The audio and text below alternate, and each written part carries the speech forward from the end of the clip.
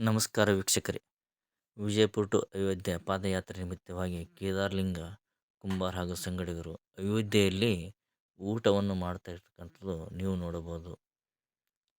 ಆತ್ಮೀಯ ವೀಕ್ಷಕರೇ, ಕೇದಾರಲಿಂಗ ಕುಂಬಾರ್ ಅವರು ನಿನ್ನೆ ಶಾರದಾ ಮಂದಿರದಲ್ಲಿ ವಾಸ್ತವ್ಯ ಹೂಡಿ ಎಂದಿನಂತೆ ಬೆಳಗಿನ ಜಾವ 4 ಗಂಟೆಗೆ ಪಾದಯಾತ್ರೆ ಪ್ರಾರಂಭಿಸಿ ಬಿಕಾಂಪುರ್ ಗ್ರಾಮದಲ್ಲಿ ವಾಸ್ತವ್ಯ ಹೂಡಿದ್ರಲ್ಲ, ಅಲ್ಲಿಂದ ಬೆಳಗಿನ ಜಾವ ಅವರು ಪಾದಯಾತ್ರೆಯನ್ನು ಮಾಡ್ತಾ ಇರ್ತಕ್ಕಂಥದ್ದು ನೀವು ನೋಡಬಹುದು.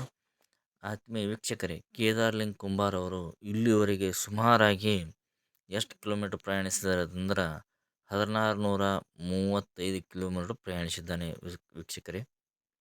ನೀವು ನೋಡ್ತಕ್ಕಂಥದ್ದು ಕೇವಲ 8-10 ಕಿಲೋಮೀಟರ್ ಅಂತರದಲ್ಲಿರ್ತಕ್ಕಂಥ ಸಮಯದಲ್ಲಿ ಅವನು ಹೊರಡ್ತಕ್ಕಂಥ ಏನು ಅಯೋಧ್ಯೆ ಶ್ರೀರಾಮನ ಮಂದಿರ ಇಲ್ಲಿಂದ ಕೇವಲ ಒಂದು 8 ಕಿಲೋಮೀಟರ್ ಮಾತ್ರ ಉಳಿದಿರೋದು. ಆ ಸಮಯದಲ್ಲಿ ಹೊರಡುವಾಗ ಒಂದು ಮಾತು ಹೇಳ್ದ. ಏನು ಹೇಳ್ದ ಅಂದ್ರೆ, ಹಲವಾರು ಜನರು ನೀವು ಅಯೋಧ್ಯೆಯನ್ನು ಮುಟ್ಟೋದೇ ಇಲ್ಲ, ನೀವು ಮಧ್ಯದಲ್ಲಿ ಬರುತ್ತೀರಿ, ಅಲ್ಲಿವರೆಗೆ ನೀವು ಮುಟ್ಟಲು ಸಾಧ್ಯವೇ ಇಲ್ಲ, ನೀವು ಮುಟ್ತೀರಂದ್ರೆ ಅದು ಅಸಾಧ್ಯವಾದ ಮಾತು ಅಂತ ಹೇಳ್ತಿದ್ರು. ಆದರೆ ಇವತ್ತು ಕೇದಾರ್ಲಿಂಗ್ ಕುಂಬಾರ್ ಹಾಗೂ ಸಂಗಡಿಗರು ಇವತ್ತು ನೂರ್ ನದಾಫ್ ಅವರು ಆಗಿರ್ಬೋದು, ಅಥವಾ ವಿವೇಕ್ ಕುಂಬಾರ್ ಆಗಿರ್ಬೋದು, ಹಾಗೆ ಹುದಾಳ್ ಆಗಿರ್ಬೋದು, ಹಾಗೆ ರೇವಣಸಿದ್ಧ ಆಗಿರ್ಬೋದು, ಎಲ್ಲರೂ ಇವತ್ತು ಅಯೋಧ್ಯೆ ತಲುಪುವ ಮಧ್ಯದಲ್ಲಿದ್ದಾರವರು. ಇನ್ನೇನು ಕೆಲವೇ ಗಂಟೆಯಲ್ಲಿ ಅಯೋಧ್ಯೆ ಶ್ರೀರಾಮನ ದರ್ಶನವನ್ನು ಪಡೀತಿದ್ದಾರೆ. ಅಲ್ಲಿ ಅವರು ಈ ಶ್ರೀರಾಮನ ಒಂದು ಸನ್ನಿಧಿಯಲ್ಲಿ ತಲುಪ್ತಾರೆ. ಆತ್ಮೀಯರೇ, ಇವರು ಇಲ್ಲಿವರೆಗೆ ಹೋಗುವಾಗ ಮಧ್ಯದಲ್ಲಿ ಇವರಿಗೆ ಹಲವಾರು ಜನರು ಫೋನ್ ಹಚ್ಚಿ, ನೀವು ಅಲ್ಲಿಗೆ ಆಗುವುದಿಲ್ಲ, ನಿಮ್ಮಿಂದ ಸಾಧ್ಯವಾದ ಮಾತು, ಯಾಕಂದರೆ ನೀವು ಹೋಗ್ತಕ್ಕಂಥ ಪ್ರಯಾಣ ತುಂಬ ದೂರದ, ಅದಕ್ಕೆ ನೀವು ಅಲ್ಲಿ ತಲುಪೋದೇ ಇಲ್ಲ, ಆದರೆ ನೀವು ಎಲ್ಲಿಂದ ಹೋಗಿದಿರಿ ಅಲ್ಲಿಂದ ವಾಪಸ್ ಬಂದುಬಿಡ್ರಿ ಅಂತೇಳಿ ಹಲವಾರು ಅವರಿಗೆ ಒಂದು ಫೋನ್ ಕರೆ ಮುಖಾಂತರ ಅವರಿಗೆ ಕೇಳಿಕೊಂಡಿದ್ದರು. ಆದರೂ ಕೂಡ ಇವರು ಆ ತಾವು ಇಟ್ಟಿರ್ತಕ್ಕಂಥ ಗುರಿಯನ್ನು ಬಿಡಲೇ ಇಲ್ಲ.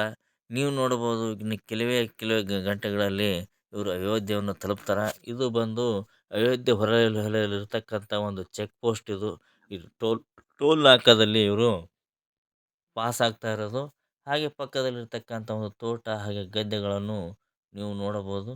ಅಲ್ಲಿರ್ತಕ್ಕಂಥ ಒಂದು ಟೋಲ್ ನಾಕಾದಲ್ಲಿ ಕ್ಯೂನಲ್ಲಿರ್ತಕ್ಕಂಥ ವಾಹನಗಳು, ಅದರ ಪಕ್ಕದಲ್ಲಿ ಇವರು ಮಧ್ಯದಲ್ಲಿ ಲಾರಿಗಳ ಮಧ್ಯದಲ್ಲಿ ಇವರು ಹೊರಡ್ತಾ ಇರ್ತಕ್ಕಂಥದ್ದು ನೀವು ನೋಡಬಹುದು.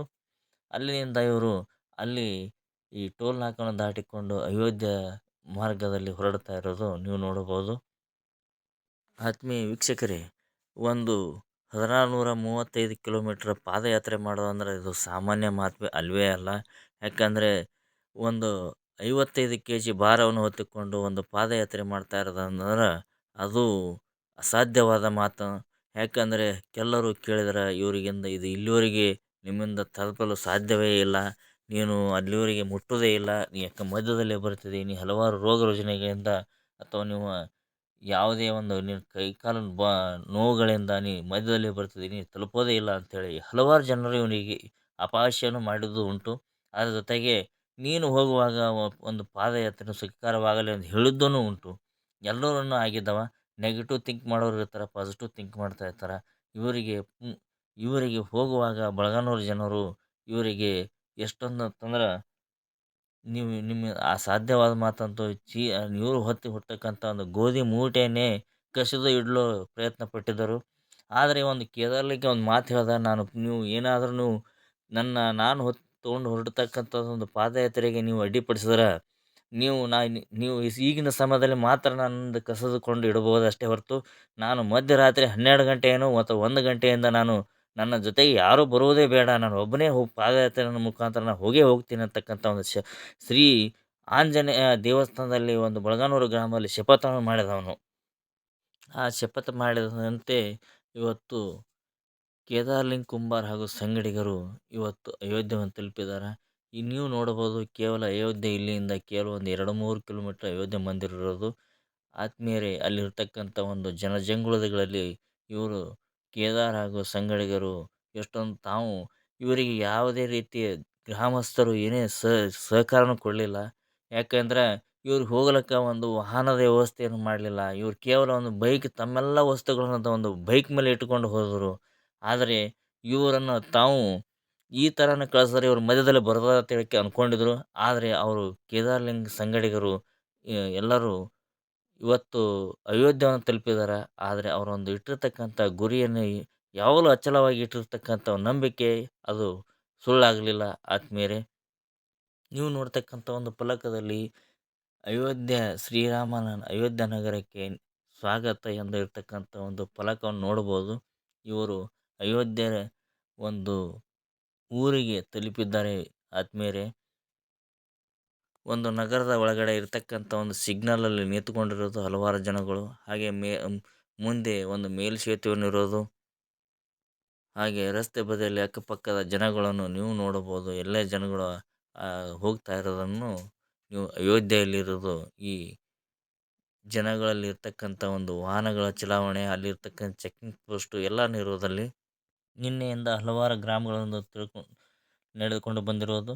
ದಶರಥಪುರ, ಪಿಪುರಿ, ಬದರಸ, ಮಿಜಾಪುರ್, ಮಿಮುಲಿ, ನೈಪುರ, ಪಲಿ ಅಗೋಯ, ಬಾರದಾ, ಬದಶ್ಯಾಮ, ಅಬ್ಬನಪುರ, ಇಟೋರ, ಬಿರೋಲಿ ಹೀಗೆ ಎಲ್ಲ ಗ್ರಾಮಗಳನ್ನು ತಲುಪಿಕೊಂಡು ಅಯೋಧ್ಯೆ ಶ್ರೀರಾಮನಲ್ಲಿ ಒಂದು ಊಟವನ್ನು ಮಾಡ್ತಕ್ಕಂಥದ್ದು ನೀವು ಈ ವಿಡಿಯೋ ಒಳಗಡೆ ನೋಡ್ತಾ ಇರ್ತಕ್ಕಂಥದ್ದು. ಅಲ್ಲಿರ್ತಕ್ಕಂಥ ಒಂದು ದಾಸೋಹದಲ್ಲಿ ಊಟ ಮಾಡತಕ್ಕಂಥದ್ರಲ್ಲಿ ಜನಗಳು ನಿರತರಾಗಿದ್ದು ನೀವು ನೋಡಬಹುದು.